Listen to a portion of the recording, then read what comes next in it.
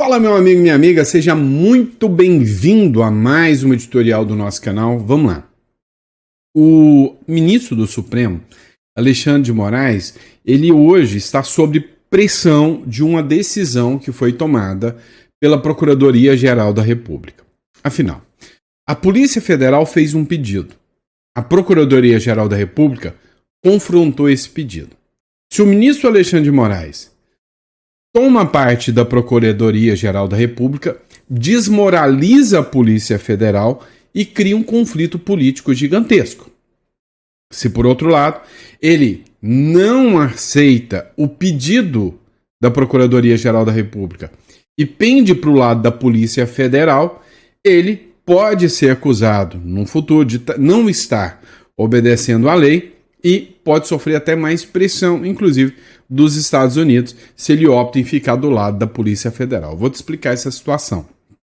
Outro ponto que nós vamos falar também nesse editorial ainda é sobre o senador da República, o Marcos Duval. Para mim, de todos os senadores que até hoje, já passaram pelo parlamento brasileiro, nenhum, mas literalmente nenhum, sofreu tanta pressão do judiciário quanto o senador Marcos Duval, que agora não conseguiu e acabou cedendo à pressão. Nós vamos falar sobre isso aqui com vocês. Então, vamos falar também sobre a questão da Venezuela, enfim. Esse sabadão abençoado a gente tem informação de relevância para vocês. Então, vamos lá. Hoje é dia 30 de agosto. Esse é o nosso primeiro editorial do dia atrasado. Eu sei, tá?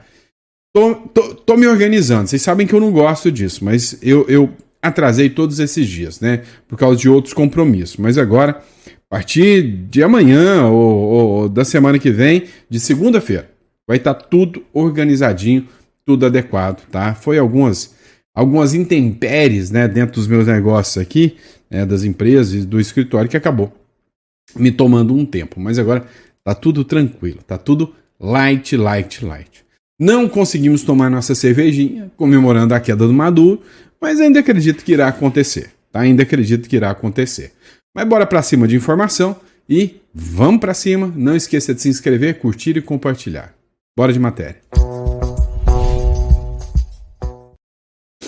É o seguinte, pessoal. Há 2 semanas atrás, você acompanhou comigo esta matéria aqui. Duval, senador da República, Marcos Duval, recusa saída honrosa do Senado. Abre aspas. Não negocio com bandido. O que aconteceu? O senador, o Marcos Duval, ele tinha uma proposta que foi levada até ele pelo Davi Alcolumbre, que articulou com o ministro Alexandre de Moraes. Não sei se você sabe, o Davi Alcolumbre é muito amigo do Marcos Duval. Então, o Davi Alcolumbre tentou articular para que as ações do ministro Alexandre de Moraes parassem contra o Marcos Duval. Só para você entender a situação do Marcos Duval, o Marcos Duval teve uma multa aplicada contra ele de 50 milhões de reais. O porquê, ninguém sabe a justificativa dessa multa. O Marcos Duval teve contra ele a apreensão de todo o seu salário, o que em todas as convenções é considerado até abuso, porque você tira o direito alimentar da pessoa. Sem contar que nós estamos falando de um senador da República que foi eleito pelo povo. Não pode ser tolhido dessa forma, Assim, é um absurdo. E aí, sem contar que o Marcos Duval, perdeu todo o seu mandato, verba de gabinete, ou seja, ele foi literalmente neutralizado. O Davi Alcolumbre falou o seguinte: olha, o que a gente entende é que o ministro Alexandre de Moraes sente-se incomodado pelo mandato do Marcos Duval. Então o Davi Alcolumbre teve até o Alexandre de Moraes, teve um diálogo, uma espécie de um acordo ali. Neste acordo, propôs o seguinte: olha, vamos suspender o seu mandato, você vai pedir para sair do Senado, você vai abandonar. E aí o ministro Alexandre de Moraes tira as restrições, você dá a linha, vai embora e fica por isso mesmo. O Marcos Duval falou: não, eu não vou negociar com bandido, eu não quero isso, eu não vou abrir mão do mandato de forma alguma. Até que hoje sai a publicação do Metrópolis, Marcos Duval pede licença do mandato no Senado. Segundo a matéria do Metrópolis, o senador Marcos Duval, que é do Podemos do Espírito Santo, ele apresentou ao presidente do Senado, Davi Alcolumbre, um pedido de afastamento do mandato. A informação consta na decisão dessa sexta-feira do ministro Alexandre de Moraes do Supremo Tribunal Federal, que revogou parcialmente as medidas cautelares impostas por Marcos Duval. Ou seja, se você é senador, eu te travo. Se você não é senador, eu te libero, mas não me incomode. A solicitação veio acompanhada de um laudo médico que comprova a necessidade de afastamento da função parlamentar para tratamento de sua saúde. O próprio Marcos Duval, em seu pedido de licença, mencionou sua incapacidade temporária para exercer o mandato de senador da República. É teatrinho. Se a gente observar esta matéria aqui, que foi uma proposta honrosa para a saída do Marcos Duval, a gente sabe que é um teatrinho, né? Moraes considerou esse afastamento do exercício do mandato um fato superveniente que contribui para a revogação parcial das medidas cautelares. Abre aspas aqui. Além disso, conforme salientado pelo Senado Federal, há fato superveniente que afasta a possibilidade do senador Marcos Duval influenciar na investigação criminal ou na aplicação da lei penal, uma vez que, com fundamento no artigo 56 da Constituição e do Regimento Interno do Senado, solicitou o afastamento do exercício do cargo. Após a decisão do STF, as contas bancárias do senador também foram desbloqueadas e ele terá a tornozeleira eletrônica retirada. Duval estava usando tornozeleira, teve as contas bancárias e verba de gabinete bloqueadas. A decisão se dá após o presidente do Senado, Davi Alcolumbre, solicitar que a Advocacia Geral do Senado entrasse com recurso no STF para atenuar as cautelares impostas a Duval. Moraes atendeu o pedido e determinou o desbloqueio dos salários e verbas de gabinete do senador, contas bancárias e a dispensa do uso de tornozeleira, proibição das redes sociais e o recolhimento no período noturno. Por outro lado, as medidas cautelares de proibição de ausentar-se do país e apreensão dos passaportes ficam mantidas, pois continuam presentes os requisitos exigidos pelo artigo 319 do Código Penal. Sem contar a questão das redes sociais também, né? Eu acredito que ficou as redes sociais. E aí vem a matéria do CNN Política também falando sobre isso. Moraes determina o desbloqueio de redes sociais e salários do Marcos Duval. O ministro Alexandre de Moraes, do Supremo Tribunal Federal, determinou nesta sexta-feira o desbloqueio das redes sociais e do salário do senador Marcos Duval, do Podemos do Espírito Santo. Na decisão, o ministro mantém a proibição de Duval de sair do país e a apreensão de passaportes também. Então, eis aqui, né, o desfecho final da situação do Marcos Duval. Pessoal, e a sua opinião sobre o Marcos Duval? O que vocês acham sobre isso? Olha, eu vou ser sincero uma coisa para vocês. O Marcos Duval, ele é uma figura, assim, sui generis, né? Uma figura atípica da política brasileira. O cara que veio, surgiu, né, como um outsider lá em 2018, como o cara da SWAT.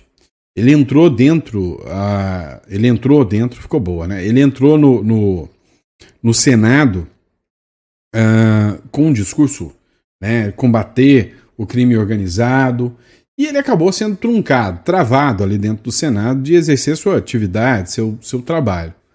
Mas ele sempre se mostrou um cara muito corajoso, então eu vou ser sincero com vocês, eu tenho uma certa afeição ao Marcos Duval, tá? Acho, né, que o que acontece com ele é um abuso, né, uma situação assim, vexatória para um lugar que se diz democrático. Agora, vamos entender um pouquinho mais do que está rolando, né?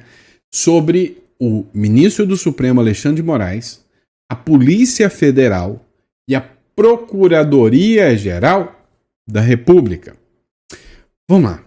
O ministro Alexandre de Moraes determinou que a Procuradoria-Geral da República, o PGR, do Paulo Gonet, se manifestasse sobre a possibilidade do Bolsonaro ser vigiado 24 horas por dia. Vamos entender a história aqui, né? O líder do PT, que é o Lindenberg Farias, ele pediu que o STF decrete a prisão do Bolsonaro. Isso aqui é 5 dias atrás.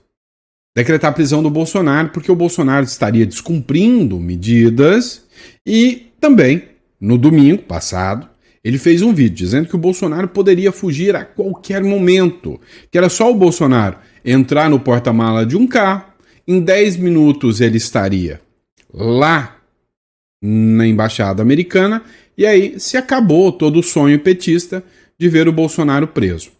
O PT fez essa publicação aqui do Bolsonaro, essa é uma publicação do PT junto com o Lindbergh, alto risco de fuga, onde eles disseram o seguinte: após pedido do líder do PT na Câmara dos Deputados, o Lindbergh Farias, a Procuradoria-Geral da República autorizou o aumento de monitoramento do ex-presidente Bolsonaro, ou seja, aumento do monitoramento. Agora, Bolsonaro poderá ser vigiado em tempo integral pela Polícia Federal, ou seja, o Big Brother Brasil da Polícia Federal contra o Bolsonaro. A ação veio após a bancada do PT protocolar uma denúncia no Supremo Tribunal Federal na última sexta-feira, apontando um possível plano do ex-presidente para conseguir asilo na Embaixada dos Estados Unidos ou da Argentina, que fica próximo à residência do Bolsonaro, em Brasília. Segundo o Lindbergh Farias, depois da denúncia foi constatado que, de fato, as vulnerabilidades eram muito grandes. Não havia um operativo policial e a tornozeleira eletrônica era monitorada pela Secretaria de Administração do Distrito Federal. Ou seja, ele poderia fugir. Então, a PGR, que é a Procuradoria-Geral da República, do Paulo Gonet, atendeu ao pedido do Lindbergh Farias, do PT, do opositor político do Bolsonaro, e deu, o parecer no sentido de que tinha que aumentar o policiamento.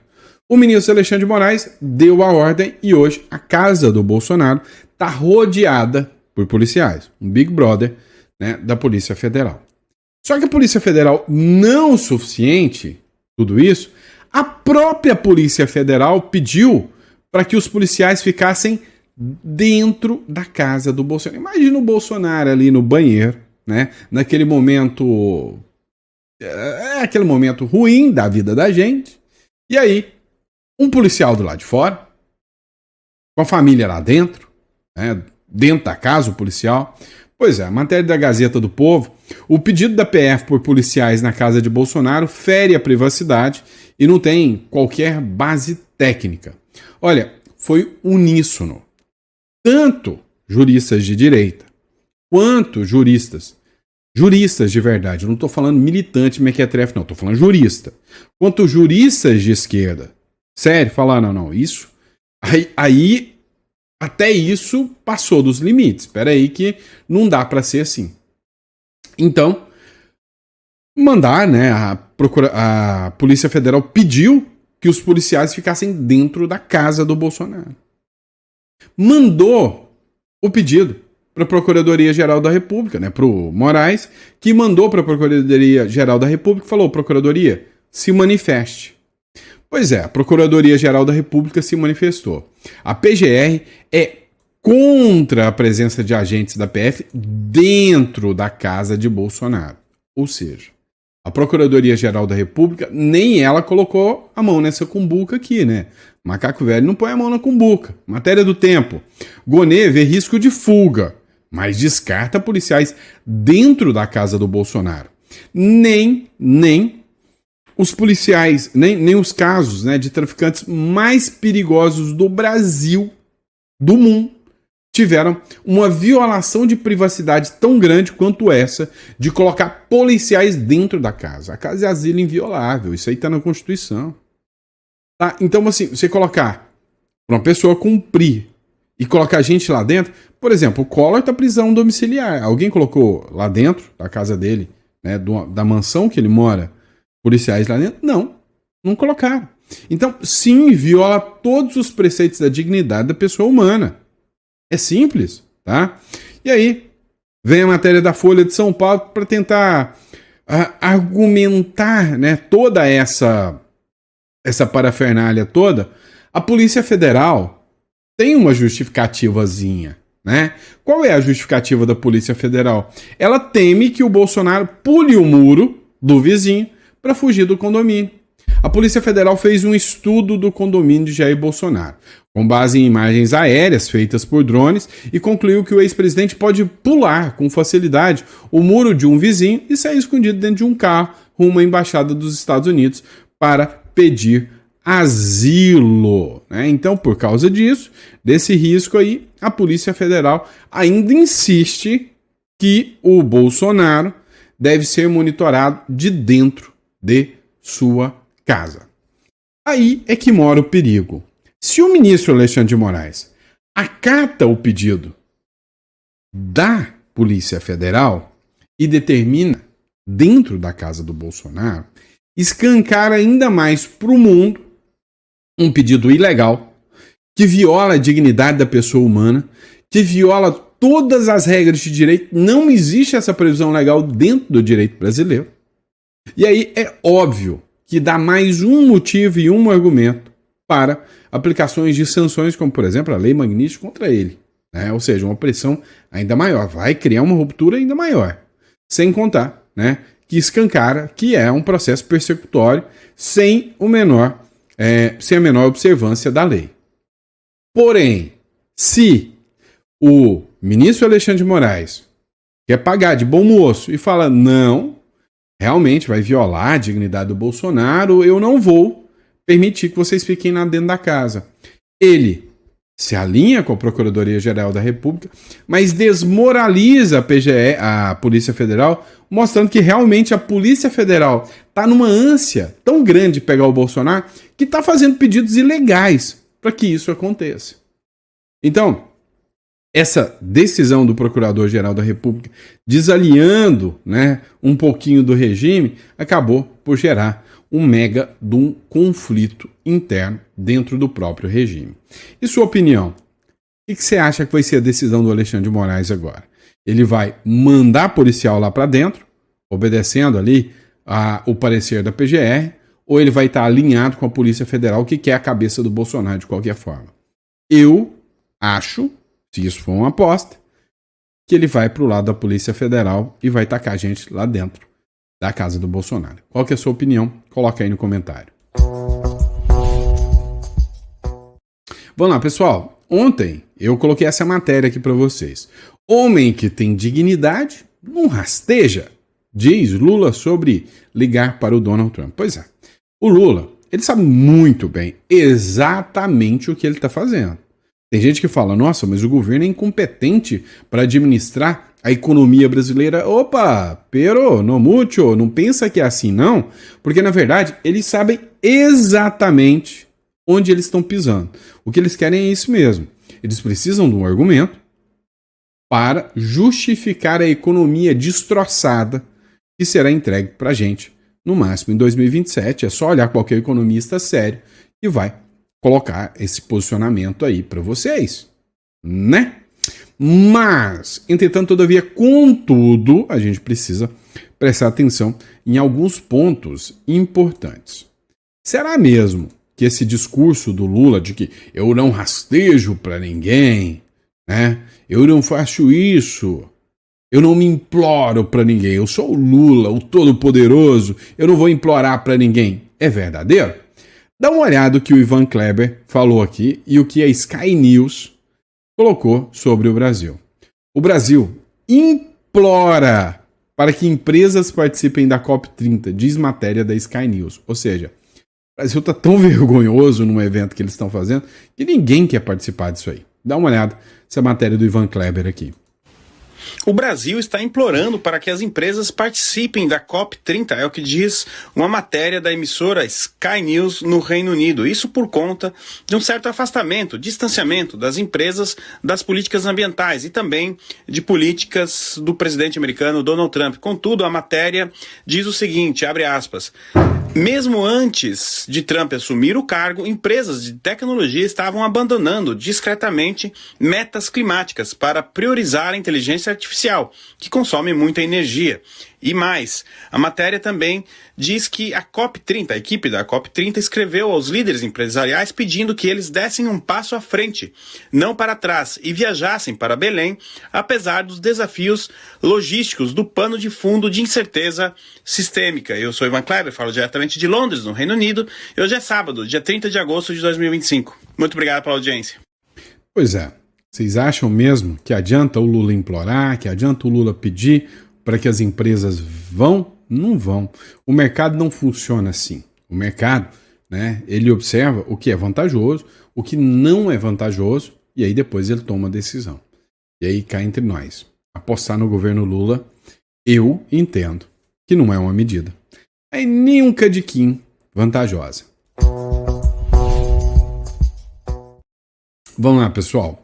Ontem, o Eduardo Bolsonaro participou de uma entrevista no jornal Metrópolis, onde ele falou um pouco sobre sair do PL caso o Tarcísio venha a ser candidato em 2026. Dá uma olhada nesse trecho da matéria e eu volto para tecer alguns comentários com vocês. Deputado, o senhor já disse que pode sair do PL se o Tarcísio for para o PL para disputar a presidência da República. Se o senhor sair do PL, vai todo mundo da família junto ou só essa é uma posição pessoal do senhor? Essa foi uma nota que saiu na imprensa, né, fruto de um depoimento, né, uma fala do Paulo Figueiredo. De fato é algo que a gente pensa, porque da maneira que as coisas estão caminhando, existe um direcionamento para apagar a família Bolsonaro do cenário político. É o Bolsonaro preso, né, censurado, são os filhos sem poder concorrer, a continuar nessa batida, né, vou me colocar aí centenas de anos de cadeia para não poder retornar ao Brasil, e no máximo que a gente vai conseguir vai ser alguém da família virar senador ou deputado, mas totalmente fora do jogo. Por exemplo, o Tarcísio, se ele for eleito, né, fica difícil você ter uma participação nossa. Pergunto a você, qual é o secretário bolsonarista, né, que existe dentro do governo do Tarcísio? Não tem. Pessoal, acaba que o Eduardo Bolsonaro foi muito criticado pelos apoiadores do Tarcísio por causa dessa fala dele aqui no jornal Metrópolis, né? Ele disse o seguinte, olha, o pessoal está falando o seguinte, olha, o Eduardo Bolsonaro está num projeto de família. Por exemplo, mas qual seria o deputado bolsonarista? Qual seria, né, o secretário bolsonarista que o Tarcísio colocou? A gente precisa entender alguns pontos aqui. Do ponto de vista, isso aqui são das vozes da minha cabeça, tem credibilidade zero para você prestar atenção. Mas já que você não tem nada para fazer, me escuta aí se qualquer coisa você me xinga depois. Qual que é a minha visão? A minha visão é a seguinte.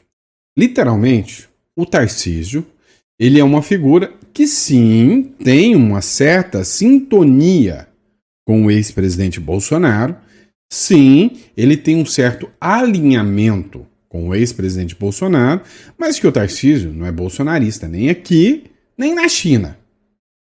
Boa análise que eu coloquei, né? Bom comparativo. Nem aqui, nem na China.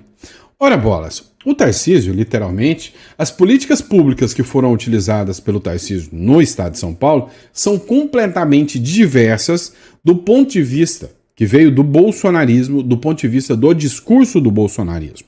Hoje o Tarcísio é altamente criticado em vários pontos pela ala bolsonarista, como por exemplo, a TV Cultura. Montou lá em São Paulo, né, uma estatal ali, onde manteve a escória, né, esquerdista ali dentro. Bancada com dinheiro público, pautas sensíveis aos conservadores bolsonaristas não são defendidas pelo Tarcísio com a veemência que se necessita.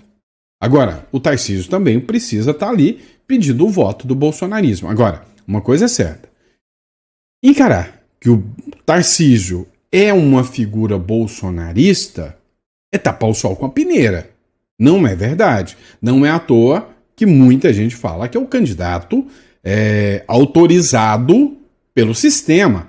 Não é à toa que muita gente fala, não, o Tarcísio é o candidato que o sistema deixa. Por quê? Porque joga de acordo com algumas regras do sistema. Então, muita gente criticou o Eduardo Bolsonaro por causa dessa fala. Agora, eu, particularmente, não vi ele falando nenhuma mentira nessa fala dele aí. Falei errado? Você concorda comigo ou discorda? Vamos lá, pessoal. Matéria do SBT News. Essa aqui é boa, ó. Navio de guerra dos Estados Unidos atraca no canal do Panamá em meio à tensão com a Venezuela. Cara, assim, eu tenho uma visão talvez sui generis da questão da geopolítica aqui na região. O crime organizado aqui, ele é utilizado para fomentar a existência da esquerda aqui na América Latina. Tá? Não tenho dúvidas. Então, a minha visão é que eles fomentam a esquerda através do crime organizado na América Latina todinha. E isso faz com que a esquerda permaneça proliferando. Mas que o crime organizado traz a influência da China para cá.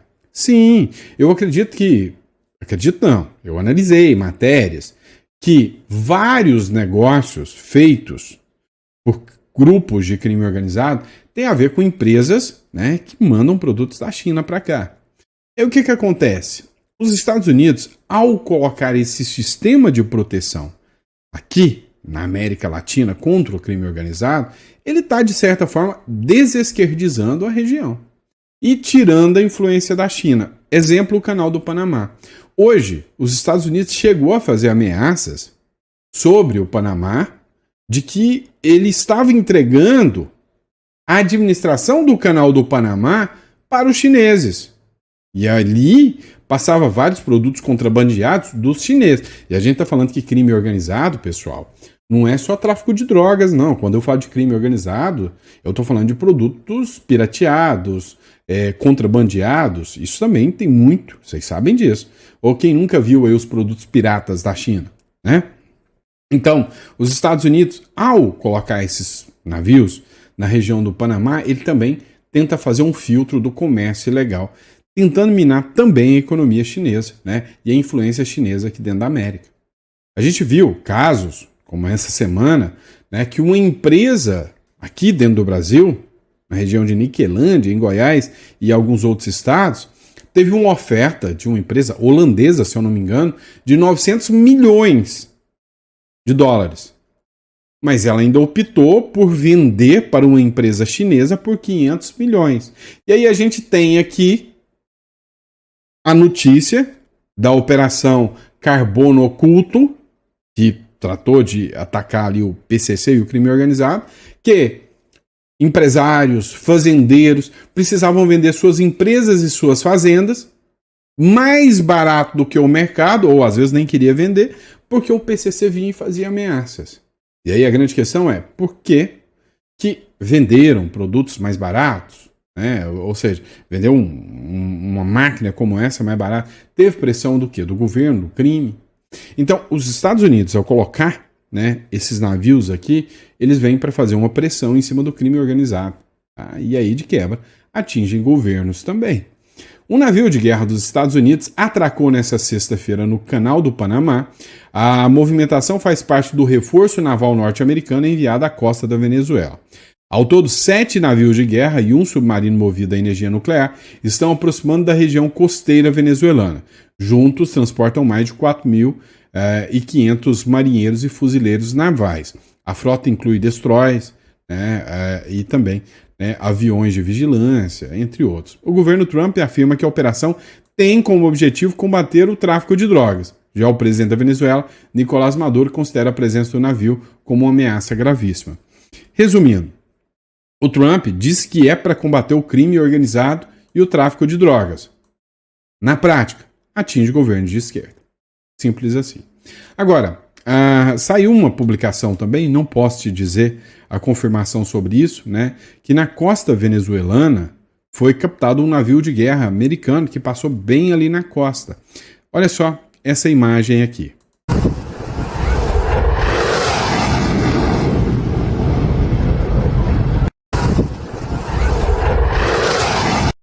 Ó, é a matéria diz o seguinte: avião militar dos Estados Unidos captado né, numa praia venezuelana.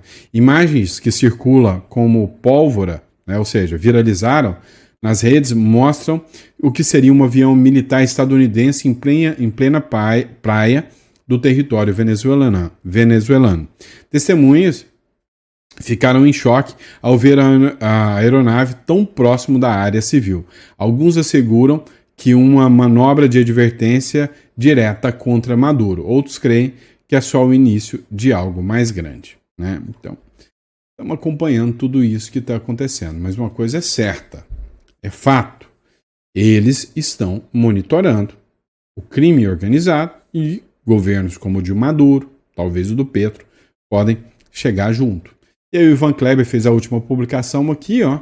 O secretário de Estado Marco Rubio reuniu com o comandante da SOUTCOM, né, da Comando do Sul, almirante Elvin Olsen, aquele que esteve aqui no Brasil, e líderes do comando para discutir a segurança na América Latina e no Caribe e as prioridades dos Estados Unidos na nossa região. Pois é, e aí quando a gente vê os comentários dessa publicação, né, são todos nesse sentido, né? Excelente, obrigado, Marco Rubio, façam o melhor, bora atorar. Não esqueça que o Brasil, Marco Rubio, ele veio no Brasil em maio. Segundo o portal dela, ofereceu um jantar, mas os comandantes não foram, né?